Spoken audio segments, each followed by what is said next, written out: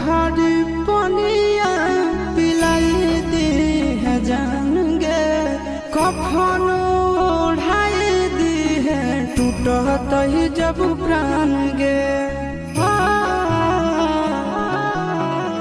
मोरे घड़ी पनिया पिलाई दी है जान गे, कफन